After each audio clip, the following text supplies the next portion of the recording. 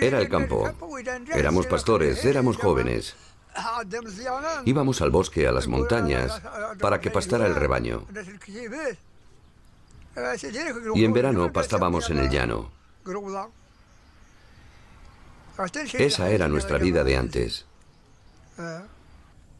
¿Qué iban a importarme a mí los caídes y el Jalifa o el Kadem o el Shaikh u otros? No teníamos nada que contarnos uno a otro. En esa época todo el mundo corría por todas partes buscando comida.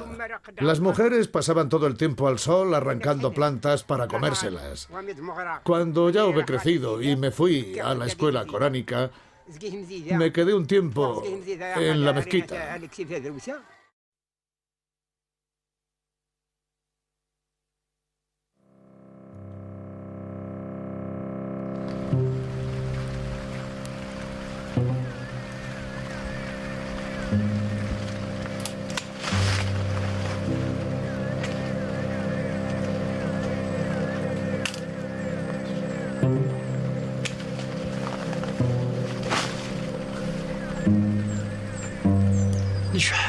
Yo me llamo Mahou Ahmed Mohamed Amar.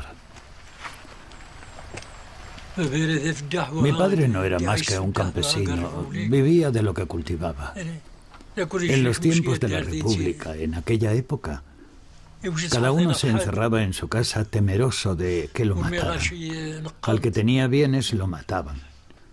Al que dañaba a alguien lo mataban. Se peleaban por la tierra, por las mujeres. Esta tierra es mía. No, esta es la mía.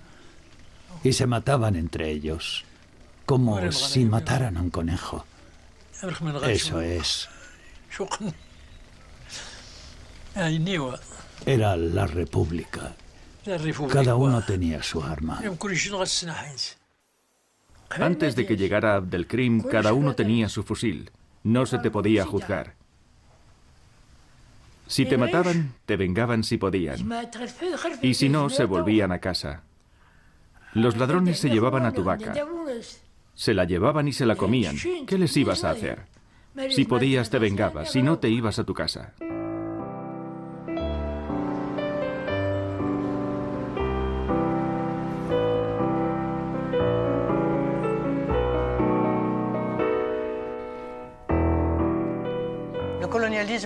Creo que el colonialismo en Marruecos surge después del inmenso desastre tras el 98. Y a partir de ese momento, toda la ambición del ejército y del rey español es guardar un trocito de imperio, aunque carezcan de medios para ello. No es un verdadero colonialismo, es una ocupación, una estrategia política. No se puede hablar de colonialismo. No hay un esfuerzo de escolarización, de hospitalización, de industrialización, no hay nada. Hay sobre todo la preservación de un trocito de tierra. Eso es todo. Se vendió un poco la imagen del procesorado como un Eldorado. Es decir, un afloramiento minero inmenso de manganeso, de plomo, de zinc, incluso de plata, de oro, pero al final resultó que no, que lo que había era hierro, pero hierro en grandísimas cantidades. Hay que decir que la Compañía Española de Mina del Rif fue, sin duda, el buque insignia del capitalismo español en Marruecos. Fue la mayor aventura empresarial que tuvo España en todo el norte de África. Empezaron a explotarse en 1907. Y desde entonces pues, ha seguido una trayectoria larguísima, muy intensa, en la que se han exportado millones y millones de toneladas de hierro de una gran calidad.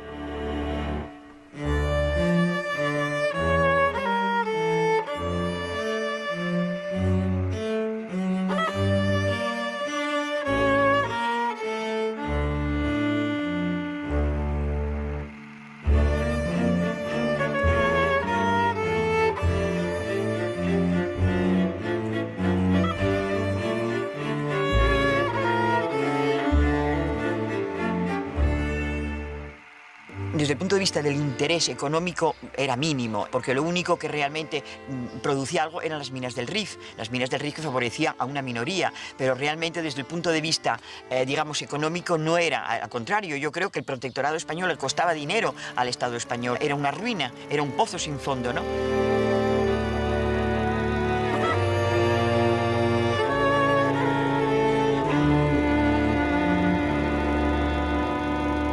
España tuvo graves problemas para controlar el territorio marroquí, entre otras cosas porque España, como potencia colonial, era un desastre. Las directrices eran confusas, había una predominancia clarísima del estamento militar que estaba más interesado en ganar batallas que en conquistar un territorio. Muchas veces las grandes proezas coloniales de España en Marruecos, lo que se presentan como grandes batallas, eran pequeñas escaramuzas en las que sí, se daban muchas medallas, pero realmente no se llegaba a conquistar nada. Abdelkrim el-Jatabi nació en Asdir, en pleno corazón de la Kabila de Beni Urriagel, y pertenecía a una familia de notables rifeños. Abdelkrim se traslada a Melilla, allí colabora, enseña el árabe en una escuela creada para los hijos de los marroquíes allí establecidos, colabora con el telegrama del Rif. En un, digamos, interrogatorio que le hacen, expresa ideas independentistas. Entonces dice que no quieren en absoluto la ocupación del territorio y habla de la independencia del Rif. Entonces esto a los españoles parece preocupante y lo meten preso. Abdelkrim estudiaba en Fez. De allí se fue a Melilla. Los cristianos le dijeron: Abdelkrim, habla con tus compatriotas. El ejército se va a instalar en vuestra tierra. La desarrollará, hará carreteras, habrá paz.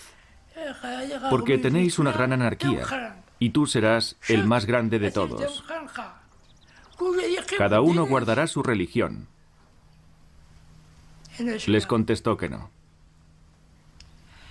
Entonces un cristiano le pegó una bofetada y le llevaron a la cárcel. Lo terminan soltando de la cárcel, vuelve de nuevo a colaborar, pero llega un momento en que Abdelkrim se da cuenta, y la ruptura llega cuando se da cuenta de que los españoles lo que están buscando no es el favorecer el desarrollo de la región, sino lo que quieren es la conquista y la ocupación militar del territorio. Bueno, entonces los rifeños se pasaron la información. ¿Cómo se informaban? No era como hoy en día. Hacían hogueras, una hoguera por aquí, una por allá, fuego. ¿Me entiendes? Fuego. Entonces se alzaron gritos de guerra. Y nos agrupamos. Realmente Anual no se puede decir que hubiera sufrido un ataque. Había una jarca que estaba cercana, pero un ataque en regla no lo hubo nunca, Anual. No lo hubo. Es decir, fue un pánico de ver avanzar a unas fuerzas como en formación de regulares, y se creó el pánico y fue cuando se decidió la salida pero de manera atropellada. Y entonces era una especie de carrera loca, tratando de cómo poder salvarse y llegar a Melilla. Entonces, bueno, llegaron a Tistutín y luego más adelante ya fue donde fueron finalmente a refugiarse algunos a Ruit.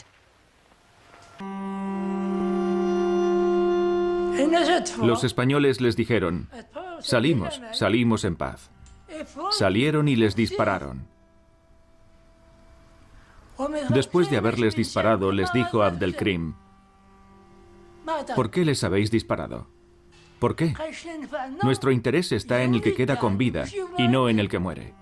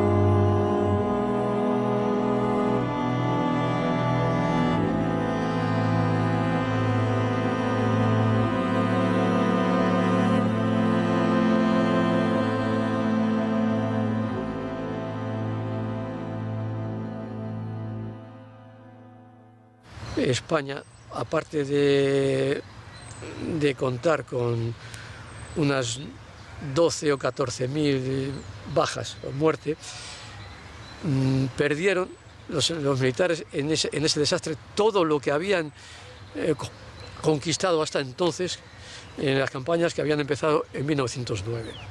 Bueno, en un primer momento los españoles lo que deciden es hacer una campaña, como ellos dicen, de venganza. Esta campaña de venganza incluso es una campaña muy indiscriminada en la que muchos marroquíes la sufren incluso sin haber tenido ninguna vinculación directa con Abdelkrim.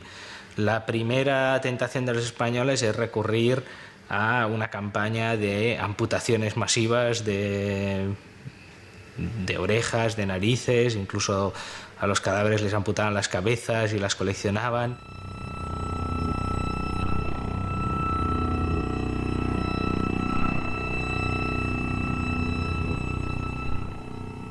Entonces, la estrategia que se decidió a partir de Annual era de atacar, digamos, en la retaguardia con bombas de TNT, pero luego bombas químicas.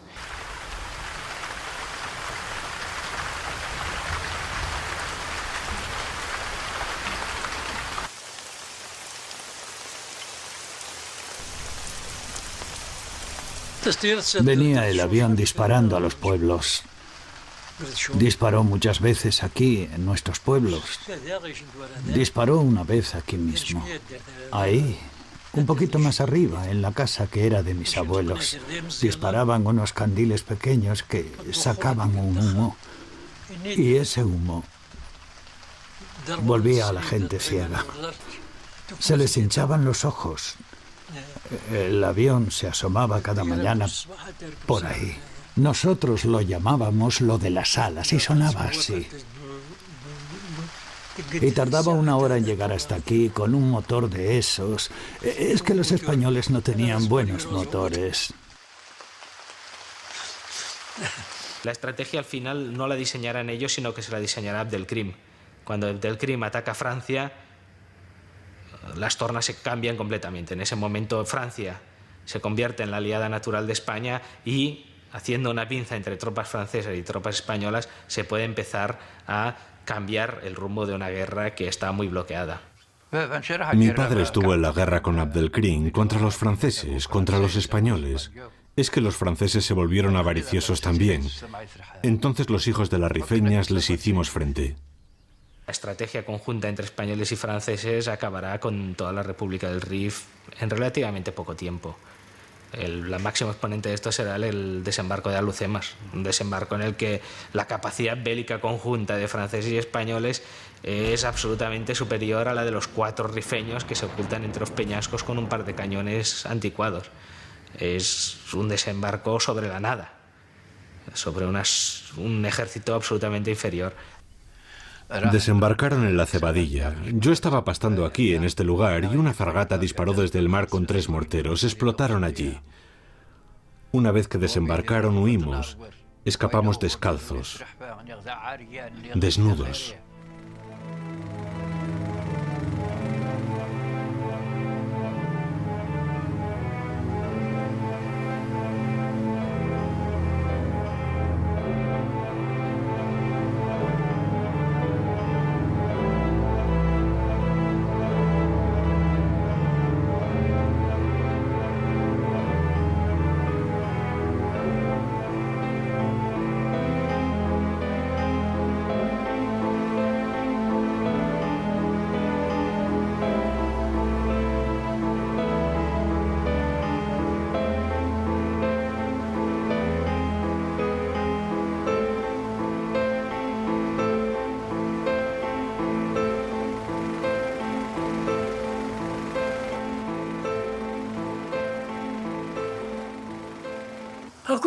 Entonces la gente se desperdigó, no quedaron caídes. Y al que era caíd lo llevaron a la cárcel, le pegaban. Pasó 1 año durante el cual los españoles azotaban a la gente. Se decía, este tiene un fusil, este tiene munición y el otro tiene un cañón. Esto lo hacían entre los propios musulmanes, eran delatores. Azotaban a toda la cabila. Muy pocos fueron los que se libraron. A mí mismo me pegaron. Cuando entraron los españoles y les ordenaron recoged las armas, mi padre se llevó su fusil de 4 balas y lo entregó. Pero le dijeron, no, todavía tienes más. Así que compró otra arma en Amarissén a un sobrino nuestro y la entregó. Pero le dijeron, no, todavía tienes munición, tienes que traer las municiones. Pero nada, nunca les llevó la munición.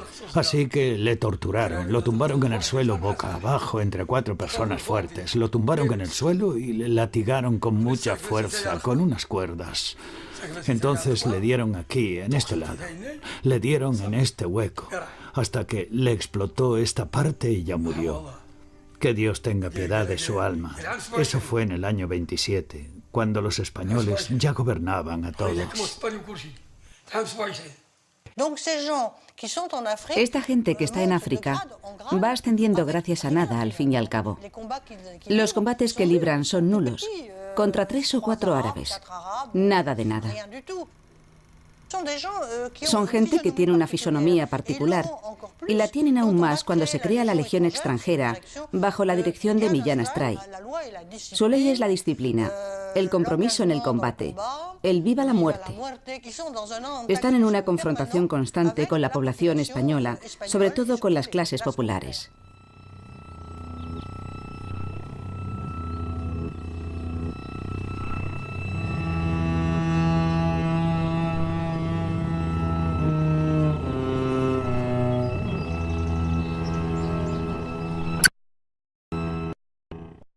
La monarquía estaba tan desacreditada que la mayoría de los militares recibió una república con alegría.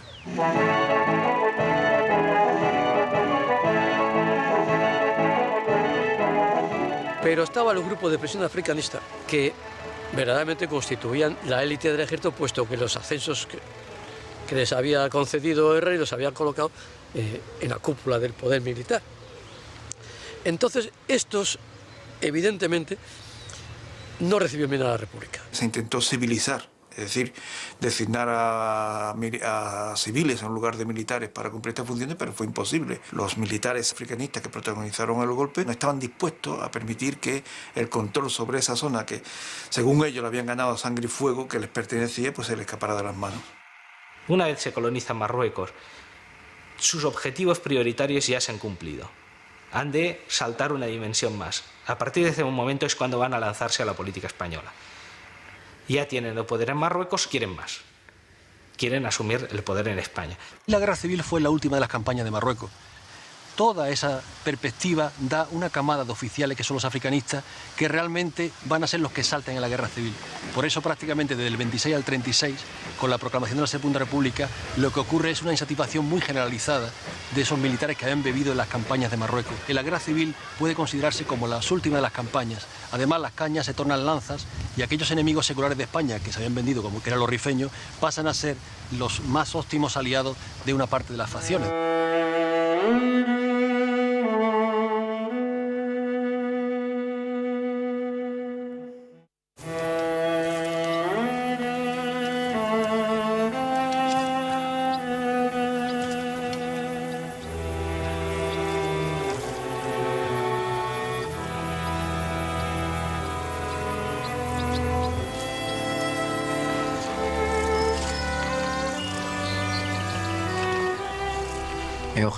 Yo era el intérprete.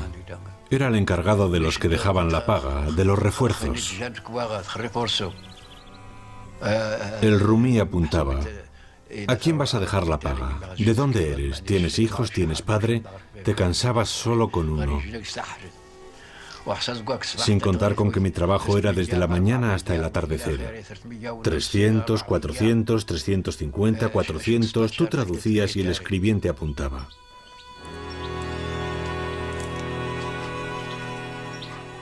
No cogías a tu hijo y le decías, adelante, vete a la guerra. Se escondía de ti y se alistaba. Así fue. Que no te diga nadie otra cosa, que yo estaba allí. Yo les preguntaba, ¿le has dicho algo a tu padre y a tu madre? Y te respondían, no, ¿por qué se lo iba a decir? Yo quiero alistarme y marchar allá. ¿Cómo les ibas a decir que no? Fueron a ayudar a Franco. Algunos eran pobres, no tenían salario y se fueron al frente. No te puedes ni imaginar cuántos morían cada día. Hijo mío. Por todas partes, en toda la zona española de Marruecos, el mismo entusiasmo y la misma decisión. Verdaderos torrentes humanos, Por propio impulso, acuden a las intervenciones y oficinas de reclutamiento. Ni leva ni propaganda. Voluntarios nada más. Por mandato del corazón. Rivalizan unas cabilas con otras a ver quién aporta más hombres. Las del llano y las de la montaña. Las de Yebala y las de Gomara. Lo mismo las del litoral que las del interior. Y así también las del Rif y las de la región oriental.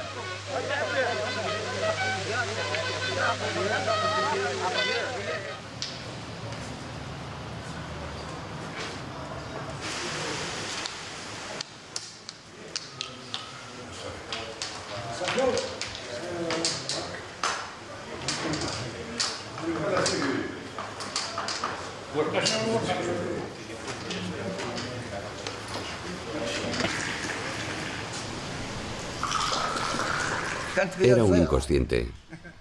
Era un inconsciente cuando me alisté. Me escapé dejando a mi padre y a mi familia y me alisté. Me alisté para nada. Nos alistamos y nos llevaron a España. Nos llevaron a la guerra. Ya está. Fue para nada. No éramos nada más que niños campesinos. No sabíamos español, no sabíamos nada. Nos llevaron como vacas. No sabíamos nada. Uno cuando tiene hambre, uno cuando está hambriento no ve si esto es una vergüenza o si este había matado a mi padre, que si este mató, ojalá que nos dieran algo para comer. ¿Cómo iba a darle importancia a que a mi padre le hubieran matado los españoles? ¿Y no irme a España? Eso fue todo. Así lo hicimos.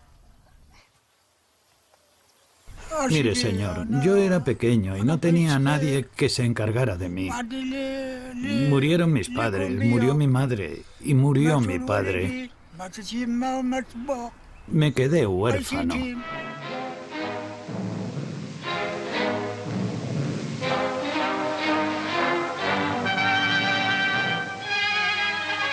Cada día son más los voluntarios de España, que al luchar por la España de Franco, lucha por su propia patria y por una causa justa, bien vista por Dios.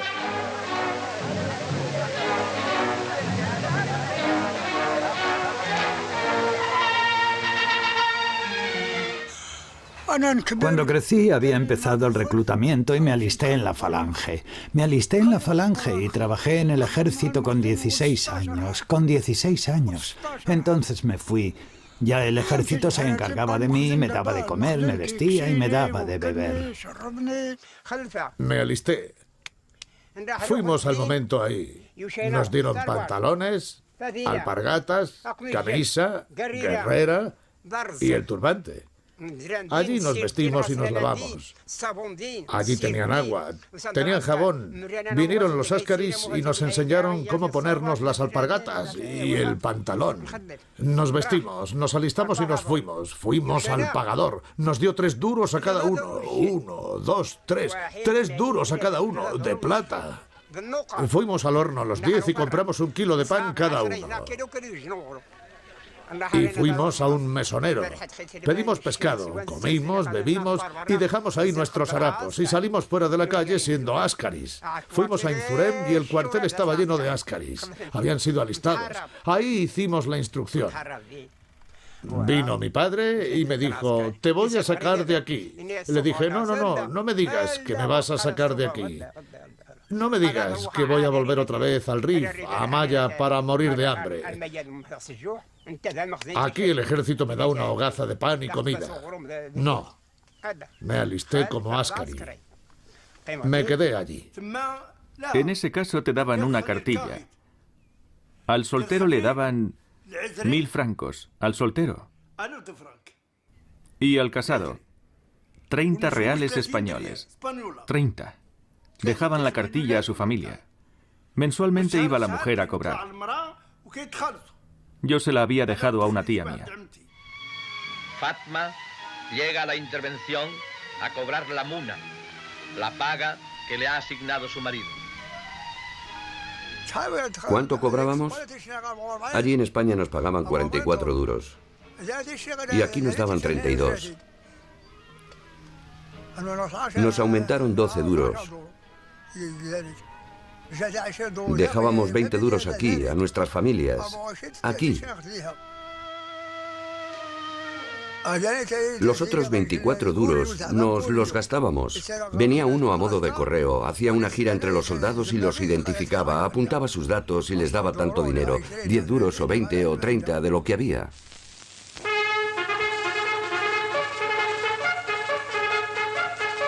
Moros y españoles, voluntarios todos sin condiciones desfilan hacia los campos. Ojos y oídos del mundo que nos contempla. ¡Atención!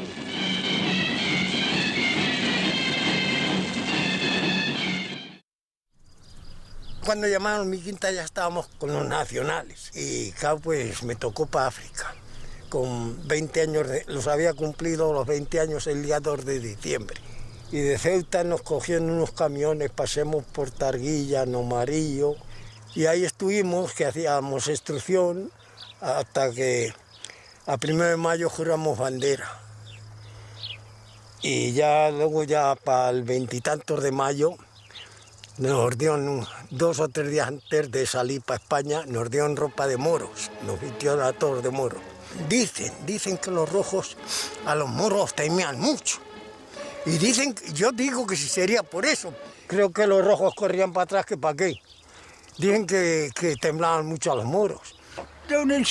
Nos llevaron a Ceuta. Primero me llevaron a Larache y luego pasé la noche en Tetuán. Y al amanecer me fui a Ceuta. Algunos jóvenes habían escapado para alistarse en los regulares. Nos llevaron hasta Algeciras y no pudimos descansar hasta que llegamos a Sevilla. Ya estamos en España, a defender la unidad de la patria y la grandeza y la libertad. Las fuerzas que tenían los golpistas eran escasísimas. Entonces, como solamente les quedaba el ejército de África, este ejército, que además en principio no pudo atravesar el estrecho, puesto que la Marina estaba de parte de la República, gracias a los aviones enviados por Italia y Alemania, establecieron un puente aéreo y pasaron a Sevilla.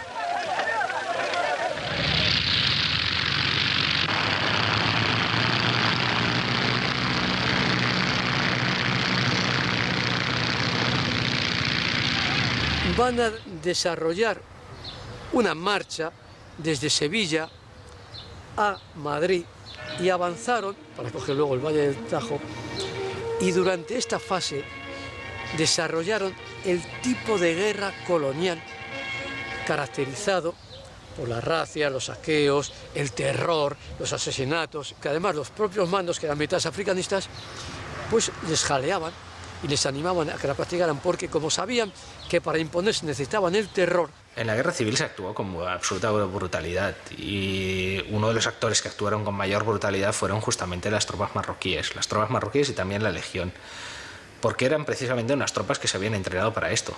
Eran tropas de choque, eran tropas que venían de la guerra de Marruecos, que en la guerra de Marruecos ya habían aprendido a luchar con decapitaciones, con razias, saqueos sobre poblaciones, pero no actuaron con brutalidad porque eran marroquíes. Actuaron con brutalidad porque eran tropas entrenadas para esto. Eran tropas que los españoles habían entrenado para que actuaran así. Y así llegaron hasta las puertas de Madrid el día 6 de noviembre. En ese momento, todos los periodistas y corresponsales extranjeros daban por hecho que Franco iba a entrar en Madrid. En noviembre de 1936, la columna del ejército español que acaba de liberar Toledo da vista a Madrid. Nuestros soldados pasan el río y la flecha triunfal de nuestro avance se clava en Madrid. La ciudad universitaria es nuestra. El enemigo se resiste a tolerar este alarde prodigioso que hizo la bandera de España 5 minutos de la Puerta del Sol. Las tropas marroquíes, que desempeñaron un papel tan importante en los primeros meses de la guerra y para las que realmente desde que entraron en la península hasta prácticamente las puertas de Madrid había sido una especie como de paseo, no encontraron mayores dificultades, fue al llegar a las puertas de Madrid cuando empezaron a encontrar dificultades y desde luego no consiguieron su propósito, que era entrar en Madrid. Hubo una movilización total del pueblo, los mataron a todos aquellos que intentaban avanzar y no consiguieron realmente, es decir, que pararon ahí con las tropas que venían de África. Había una resistencia que nadie había esperado. El gobierno de Largo Caballero se había ido a Valencia el 6 de noviembre pensando que los nacionales van a entrar mañana. Pero el pueblo de Madrid, no hay otra forma de decirlo. La perspectiva de una guerra larga es cosa inmediata.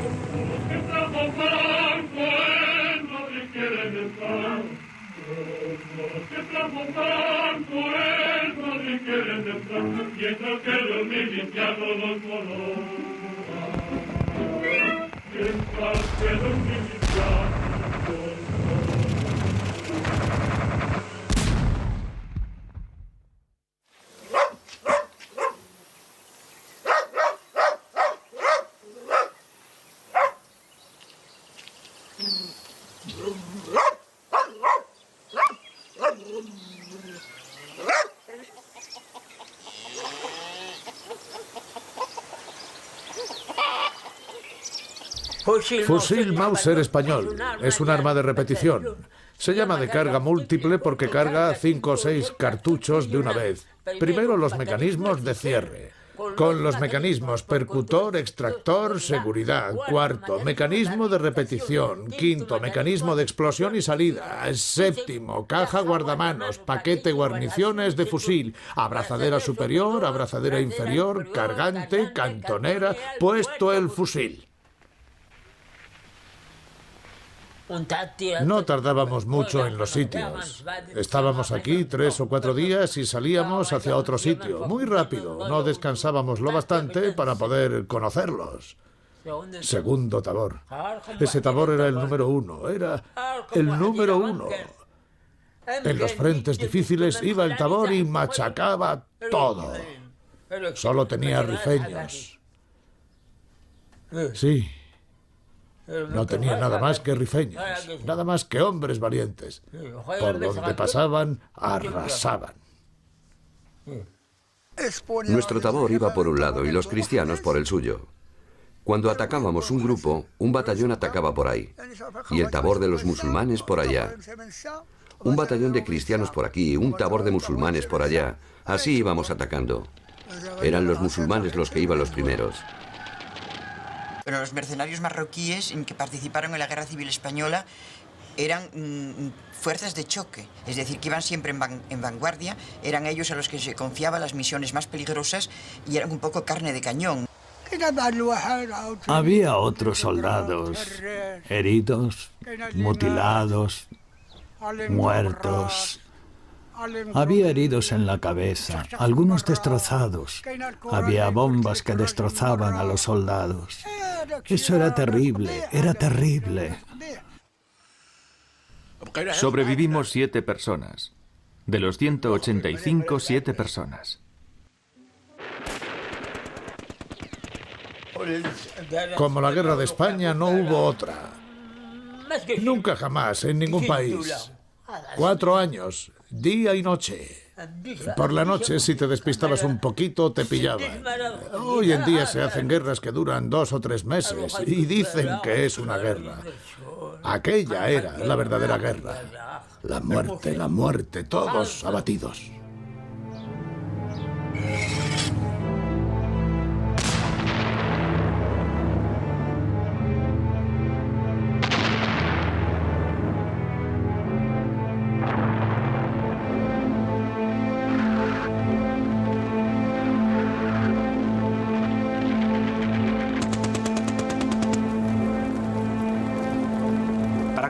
Todo esto, ellos tenían ciertos privilegios.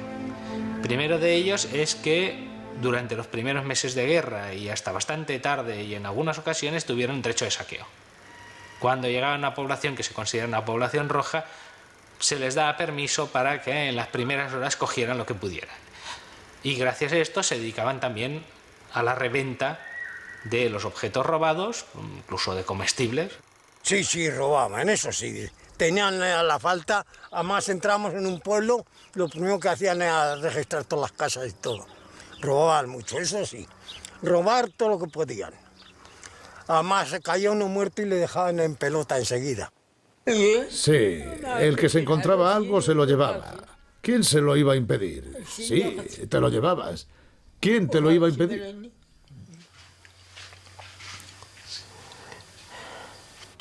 Tenían derecho a llevarse lo que pillaran, excepto las armas. Las armas no. Las armas eran para el ejército. Lo demás era su botín de guerra. Pues entre ellos algunos vendían chocolate, tabaco. El que quería algo lo compraba de su hermano. Gracias a esto, pues muchos de ellos tenían unos ingresos muy importantes. Si miramos las transferencias que hacían los soldados marroquíes a Marruecos, enviaban unas cantidades que eran muy superiores a su salario. Evidentemente, todo este dinero se obtenía mediante el saqueo. Y además, el alto mando se preocupó de darles una serie de servicios a medida para ellos. Para tenerlos satisfechos, se pensó también en traer de Marruecos pues a músicos que les alegraran la vida, a bailarinas, a cantantes. Y entonces, bueno, y hay en todo esto es toda una serie de documentos en los archivos donde efectivamente se dice que pasan pues no sé cuántos kilos de kif, no sé cuántos paquetes de cigarrillos, no sé cuántos kilos de té, no sé cuántos kilos de azúcar y ropa, etcétera, ¿no? Y entonces, bueno, pues había prostíbulos en Navalcarnero, había en Getafe, en Arroyomolinos también había otro prostíbulo, es decir, bueno, y entonces se decía, viajaban a la península, dice, para asuntos particulares, ¿no? Bueno, pero claro, todo el mundo sabía para lo que viajaban, todo el mundo era del dominio público, que eran prostitutas. Sí, nos daban corderos para degollar. En cada fiesta del cordero, a cada compañía le daban 10 o 15, según el número de gente que tuviera. Nos daban bebida y había comida en abundancia. Y el que quería rezar podía ir a rezar, nadie le diría que no. En ese momento nos daban más derechos que a los cristianos. Franco nos trataba bien. Los oficiales seguían lo que decía Franco. Les decía, a estos tenéis que tratarles bien, no los maltratéis. Y eso hacían. No podían maltratarte o pegarte, estaba prohibido. Sí, la comida nos la hacían al estilo marroquí. Nos habían traído incluso a un cocinero musulmán. Nos hacían comida para musulmanes, nos trataban bien. Y curaban a la gente. Y les hacían las operaciones necesarias, de todo. Nos recompensaban, nos montaban una carpa y nos daban macarrones y bebidas alcohólicas al que quería beber. El que no quería beber se alejaba. El que no quería beber se alejaba a voluntad. Todo pagado por el Estado. No pagábamos nada. Durante la Guerra Civil Española, Franco cometió muchos fallos en la seguridad estratégica que fueron aprovechados por el jefe de Estado Mayor republicano, general Vicente Rojo, para sorprenderle y robarle la iniciativa. Gracias a eso, la guerra duró 3 años, porque con la superioridad de medios que Franco tenía, de haber estado a la altura de Rojo no hubiese durado ni 6 meses. Durante la campaña del norte, Rojo ayudó lanzando contragolpes estratégicos, los más famosos de los cuales fueron el de Brunete y el de Belchite.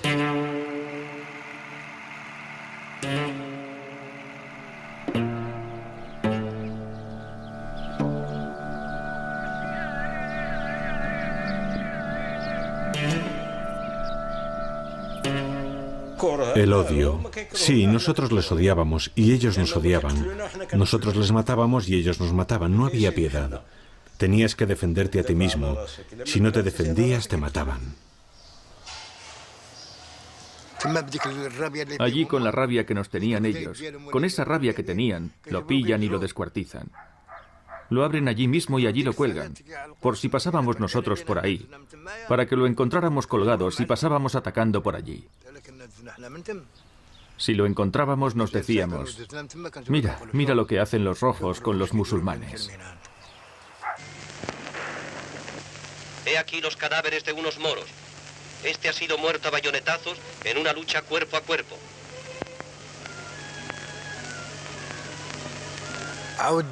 También si los nuestros pillaban a alguno de ellos, también lo habrían igual, como al otro. Hacían lo mismo. ¿Me has oído?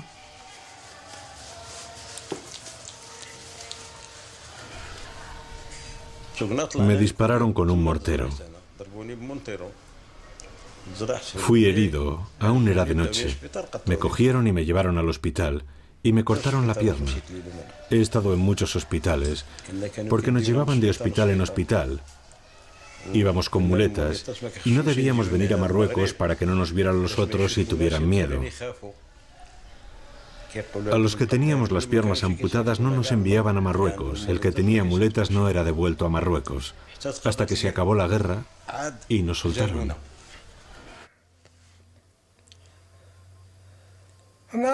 Cuando se rindió Madrid, un grupo de soldados que venían por la carretera se entregaron. Cogían sus fusiles y los golpeaban contra el suelo. Los rompían.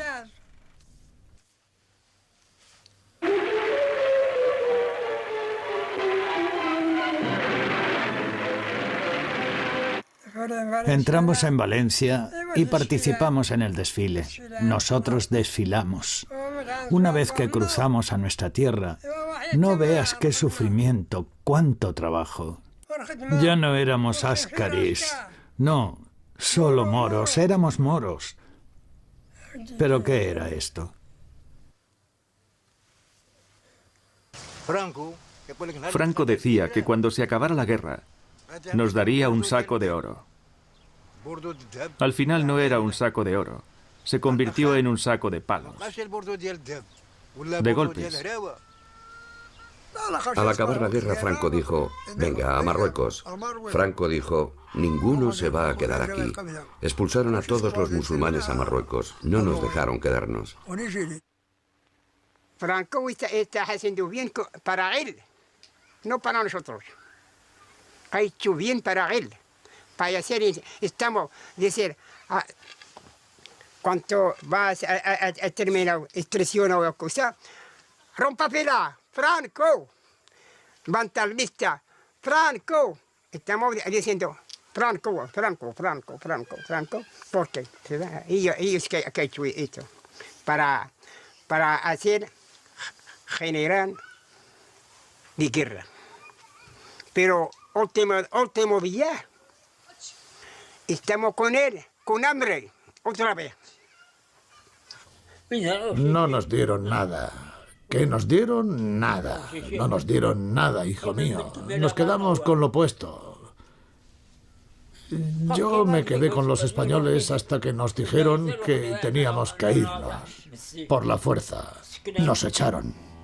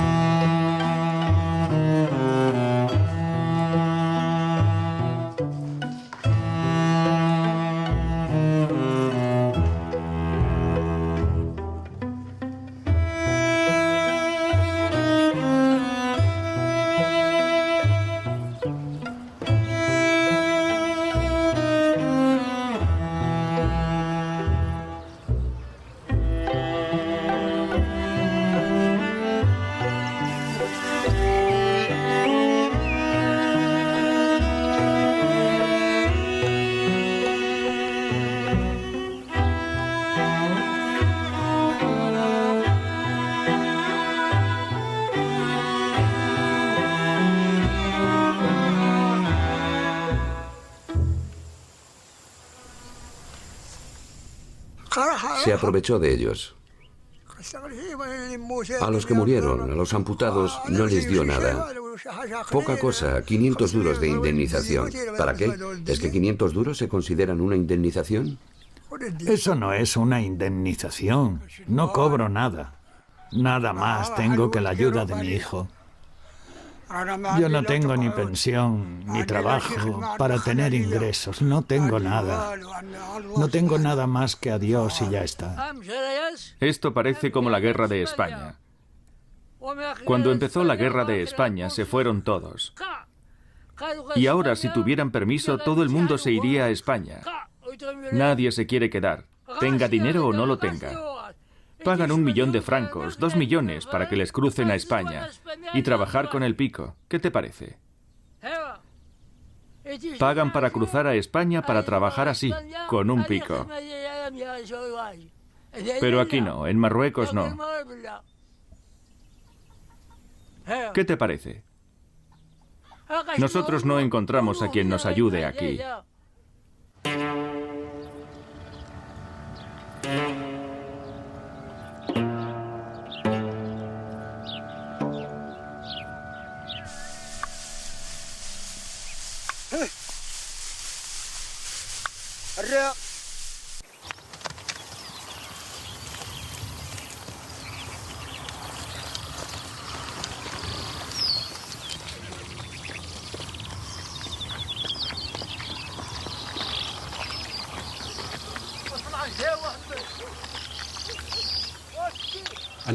Me llamo Mohamed El Matugui. Mi padre murió en España. Se fue a la guerra en los años 30 y murió allí. Yo me quedé aquí. Me hice mayor y me casé. Y ya tengo 10 hijos. Y no tienen trabajo ni nada. Y un hijo mío pequeño se fue. Se fue a España.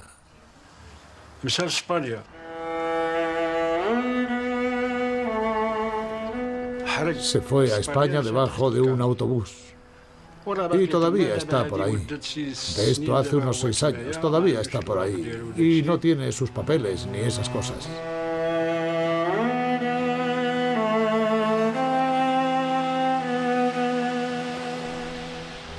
Salí de mi casa a los 15 años. Salimos una noche mis amigos y yo. Éramos 4. Vino un autobús y nos metimos debajo. Cuando hablo con mis padres por teléfono, me siento mal. Porque cuando se pone mi madre, empieza a llorar y sufre. No debería sentirme así, debería estar en mejor situación. Poder bajar cada año para ver a mi familia.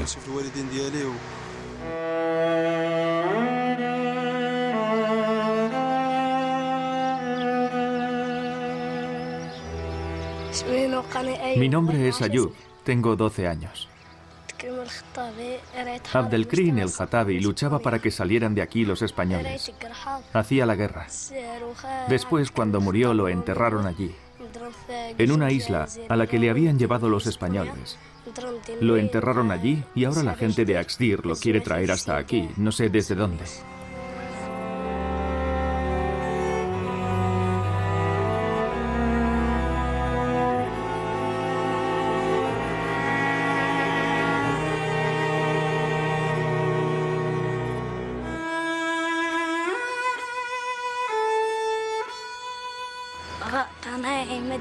Me llamo Himad Yaya. En enero voy a cumplir 13 años. Estábamos colonizados por los españoles. Vino Abdelkrim el-Khattabi y nos trajo a nosotros, los rifeños, la independencia. Yo no quiero irme a España, quiero quedarme aquí en Alucemas y defender a mi tierra como Abdelkrim el-Khattabi. Ya está.